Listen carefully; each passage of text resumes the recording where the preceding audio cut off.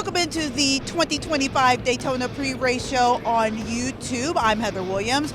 Over the past week, my colleague Chris Womack and I have been here in the garage area at Daytona looking for all the top stories.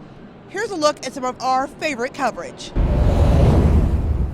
The Daytona 500 is one of the great enigmas in all of sports. NASCAR's biggest race each year has been won by some drivers who rarely found victory lane again in their careers, while some of the best to ever sit behind a wheel never solved the great American riddle. It's bigger. It's the Daytona 500, right?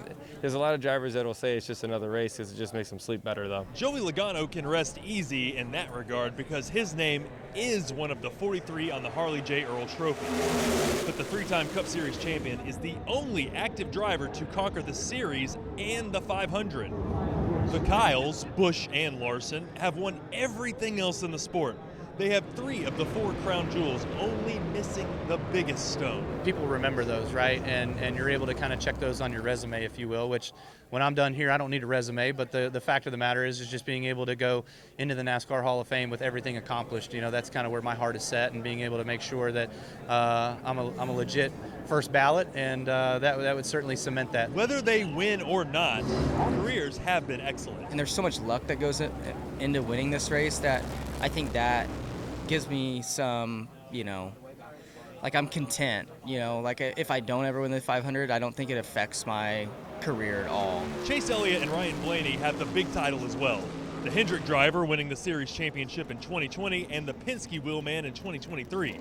While time is on their side, those hunger pangs still throbbing. It's always kind of felt like its own event to me. I mean, I know that it's a part of our season and it totally counts, either for you or against you, depending upon how it goes. But it's, it just has such a different vibe to it than most of the weeks that we run. Some of the sport's legends, names like Earnhardt and Petty, were able to conquer the 500, while other drivers like Trevor Bayne and Mario Andretti notched their first and only career Cup Series wins here at the Great American Race. At Daytona International Speedway, I'm Chris Womack. If it feels like you need a driver's entry list to keep up with all the changes this season, don't worry, you're not alone. Change is the theme for 2025, meaning that there are more drivers than ever that are more optimistic about this season. I feel comfortable right now. I feel the excitement. I feel confident. Noah Gragson walks the media day red carpet representing his 3rd new team in as many seasons. He's one of 13 full-time drivers with different teams or different car numbers than they had last season. I feel like we're in a good spot, but I don't know if we're at the end of the road or if we're just at the beginning, but if we're just at the beginning, that's double thumbs up for me. A lot of the change is a result of Stewart-Haas Racing closing its doors, leading to the staff spreading out on other teams. Nice new race suit. Yeah, it's nice and bright. For Todd Gilliland, he'll be with the same team he was in 2024, but with a different car number. Even walking to the haulers and all that stuff, right? With the 38 versus 34, they're right next to each other. You have to make the choice, right? Which one you're going into. So it's a little bit different, but like I said, for me, I'm used to it by now and ready to be a 34 guy.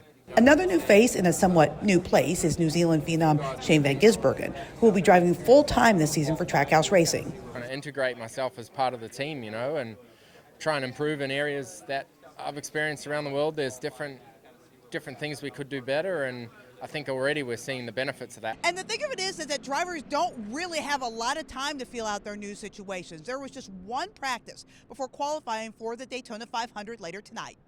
At the Daytona International Speedway, I'm Heather Williams.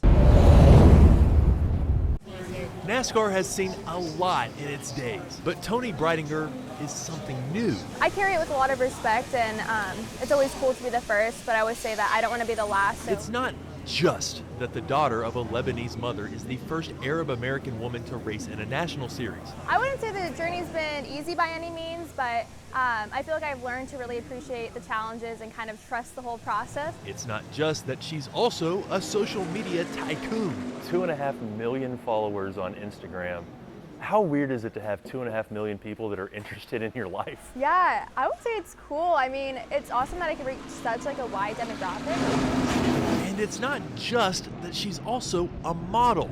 working on campaigns with Victoria's Secret and appearing in the Sports Illustrated swimsuit issue. I always joke, like the people in the modeling space, at least for me that I've worked with, it's everyone's like very like gentle and so nice, where this is a little bit more like kind of like cutthroat and aggressive, I would say. It's all of it combined that has heads turning. I feel like Hannah Montana because I have like these two different lives that I'm living and they're like polar opposite.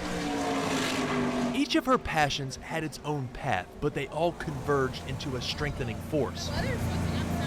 Powerful enough to earn her a spot with Tricon Garage for her first full truck season. With the one-offs, it's kind of like almost like you feel like it's like your one shot, like make it or break it, where this I feel like you can really just kind of focus on like the bigger picture overall, and it's nice to know that, you know, whatever happens at Daytona, you still have like a race the following weekend. But some NASCAR fans reject newness, a resistance that pops up every now and then in the mentions. Sometimes I'll be scrolling to kind of read positive comments, a negative one will pop up, and sometimes I can brush it off, or like if you end up having a bad day, you start thinking about that comment. So yeah, I would say it's just a balance of just knowing that they're not part of your inner circle, they don't really know what's going on. Just like the people who didn't know holding multiple high-profile jobs was possible. Tony Reidinger.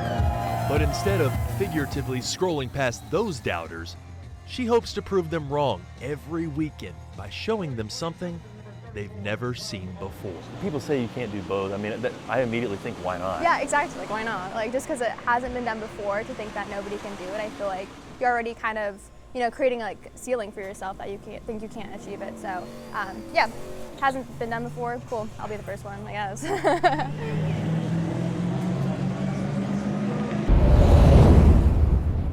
Throughout the last couple of days, you know, we've been following the race team of Corey LaJoie as he tries to race his way into the Daytona 500. As the checkered flag flew on Thursday night on the second duel, the 0-1 team punched their ticket. A lot of relief, Heather. There wasn't too much stress leading up to the event, but as you get into it and you start hearing 6 laps to go, 5 laps to go, and you got one eye on your mirror, you got one eye out the windshield. Just talk about what this means. I mean, this feels very much on brand with all your stacking pennies brand that you have, and just being able to do that little. It's been my whole career. Everything's been stacked against me at all times, so nothing's new. So if there's a hardest way, I will figure out how to make sure I take that route. Sometimes that's good, sometimes that's bad, but it's going to be great this week. It's been a great week so far. It's been fun working with these guys. They brought me a great race car, and I'm glad we can get that Durham Max Take 5 Mustang in the show. And the work is not over for LaJoie and his team from Rick Ware Racing. LaJoie finished 4th in last year's Daytona 500, so there's no reason to think that they can't be up front mixing it up again. At the Daytona International Speedway, I'm Heather Williams. Whenever the green flag drops at any race, Joe Gibbs Racing is a threat, if not an outright favorite, to be the first to the checkered flag. But JGR is more than a team. For Gibbs, it's also a family legacy. Joe Gibbs has a vested interest in 4 cars at the Daytona 500, but only one of them is personal.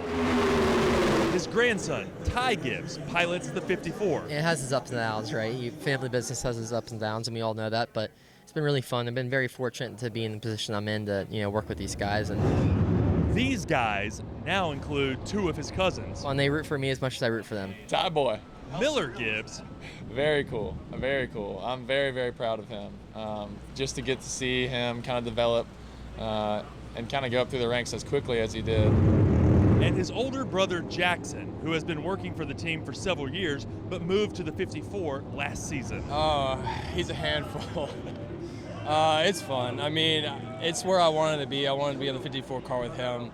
Obviously, he's family, so that little goober means everything to me. When the 3 grandsons of Joe Gibbs were young, Ty set his sights on driving a race car, while Miller and Jackson leaned towards football. I played Pop Warner, for 2 years. Back when we were all the same size, but I'm not the biggest guy, so it's probably the best I didn't do that. I remember watching him, and no one hit harder on the field than that kid. Like, he was a hard hitter. I think Ty works really well when he's kind of alone and gets to lock in, as opposed to myself and Jackson. I think we really enjoyed the team, kind of aspect of football. Both ended up at App State. Quarterback Jackson's last season being 2019.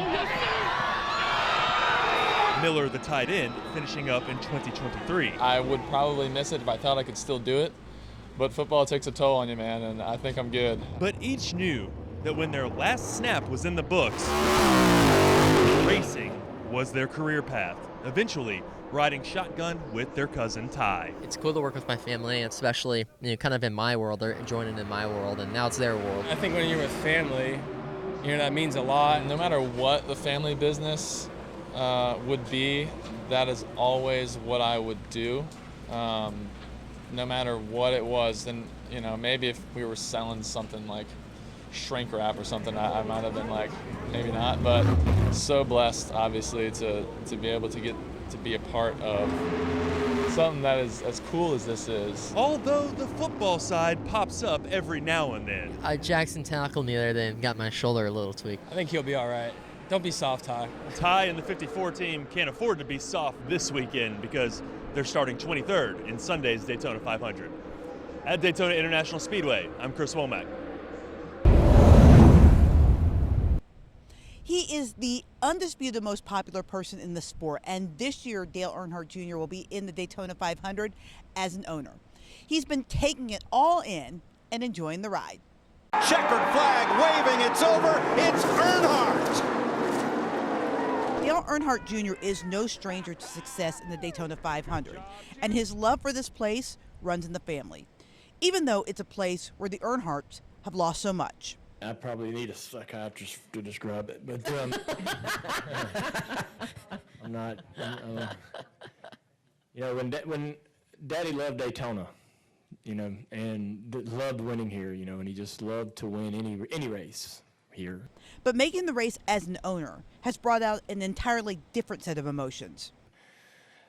We have kind of tried to downplay how badly we want to race in the Cup Series, at least I have, and it's like, it's one of them things where you're like, man, if it's meant to be, it's meant to be. I'm not going to make it drag down all the other great things happening in my world, but man, we got here and we got a taste of it. It's something driver Justin Allgaier understands. The defending Xfinity Series champion knows the weight of this drive for the Earnhardts and the fans. To see them as excited as they are, to see them, want this to be successful, I think it not only gives our fans a lot of hope of, what the future looks like for Junior Motorsports, but I really think that it gives the employees at Junior Motorsports a clearer picture of how much passion Dale and Kelly have for this race team and for this sport.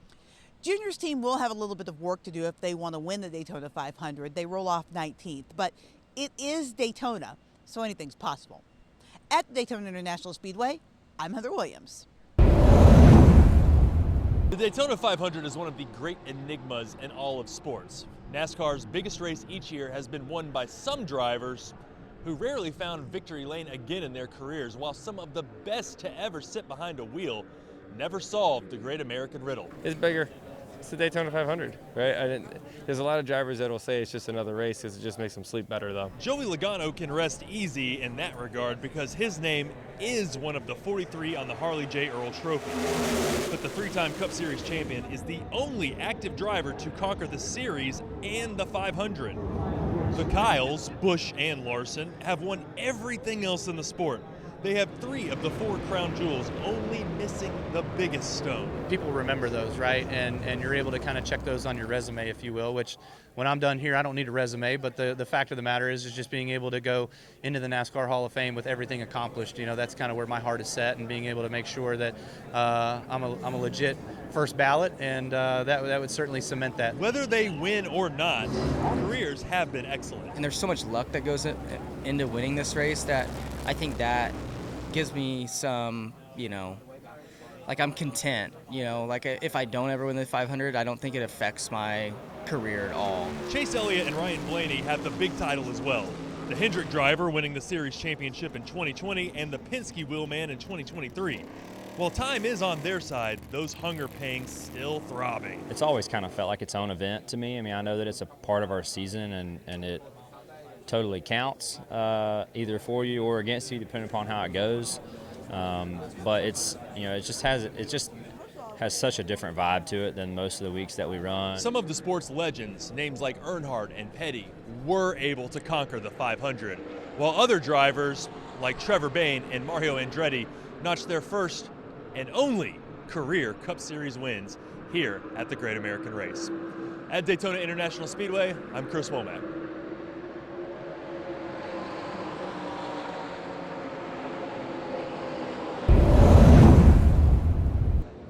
As the only African American in the sport, Bubba Wallace is used to being in the spotlight. But instead of shying away from the cameras, he's learned to embrace them. Bubba Wallace spends a lot of time in front of the camera. For the last 14 years, Smile, you're on camera. he's also spent time behind it. Picked up my dad's camera in 2011. He wasn't a photographer, he just had a camera. It may be hard to see the connection, but taking pictures and taking checkered flags actually have a lot in common. Teaches you a lot of patience, which is what you need on Sundays. And for a guy who's constantly in the spotlight, it also provides a bit of an escape. It's been something that's just taken your mind off racing for a little bit, even when you're at the racetrack shooting. He's even created an Instagram page to show off his work. It's cool to have those memories in the memory bank, and you learn as you go. Every shot is different, and every camera is different. Wallace has spent most of his time this week in front of the camera, winning his dual race on Thursday. He will start third in Sunday's Daytona 500 in search of his first 500 win. At Daytona International Speedway, I'm Heather Williams. The green flag for Sunday's race is set to drop at around 1:30, pushed up to try to beat the impending rain. Thanks for joining us here on YouTube, and enjoy the race.